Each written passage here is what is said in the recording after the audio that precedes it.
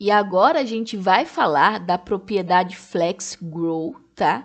Não confunda ela com FlexFlow. FlexFlow vem de fluxo e o FlexGrow vem de crescer, certo? E essa FlexGrow, ela é uma propriedade do filho, não é uma propriedade do pai. Então a gente tem que colocar ela no filho, certo? E essa propriedade, ela faz exatamente isso, faz o filho crescer.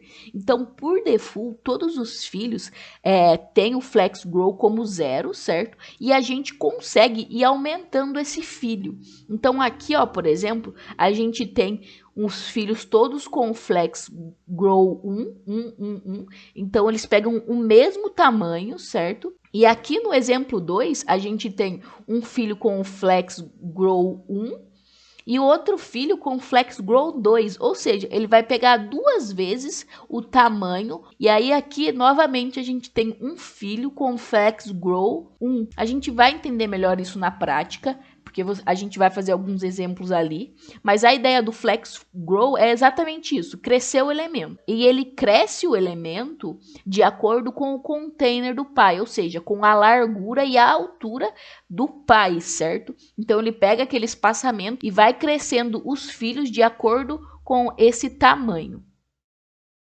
Então vamos lá, pessoal, vamos entender como que funciona o FlexGrow. Eu estou usando o mesmo exemplo da aula passada, eu só tirei a parte de order aqui, tá bom? Então a gente tem que colocar esse FlexGrow no filho. Então vamos começar primeiro colocando no elemento A. Então eu vou colocar aqui FlexGrow.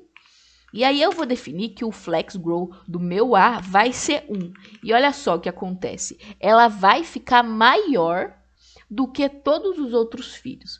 E por quê? Porque nenhum dos outros filhos tá com o FlexGrow 1. Se eu passar, por exemplo, esse FlexGrow 1 pro B também, olha só, o nosso A e o nosso B ficam com o mesmo tamanho e o nosso filho C e D continuam pequenos, certo? Só que uma coisa interessante é ver que eu defini uma largura de 50 px, certo? Só que quando eu coloco FlexGrow, o que ele faz é pegar o container do pai e pegar o espaçamento que tem nele e adicionar nesse item, certo? Então, por exemplo, se eu vim aqui agora no meu item C e colocar FlexGrow 2, olha o que acontece. Ele passa a ter um tamanho maior do que o A e o que o B e do que o D, certo? O D está bem pequenininho, o C é o elemento maior e o B e o D têm o mesmo tamanho. Por quê? Porque o FlexGrow deles estão iguais. E se eu vier agora aqui no meu item D e colocar ele como FlexGrow 3, olha o que acontece.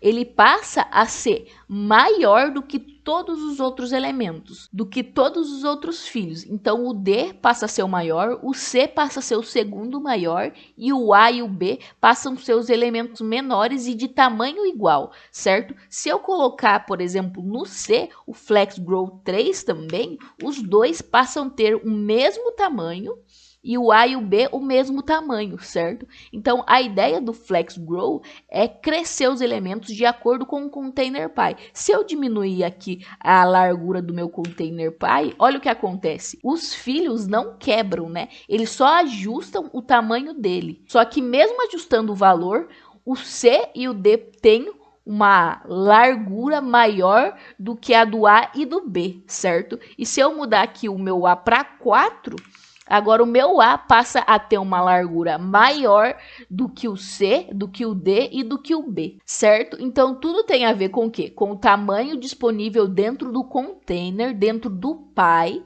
certo? E aí, conforme a gente vai atribuindo valores para o grow, ele vai fazendo o quê? Ele vai aumentando, vai crescendo os filhos, de acordo com a proporção que você coloca ali dentro. Quanto maior for o número que você coloca no grow, maior vai ser o filho, certo?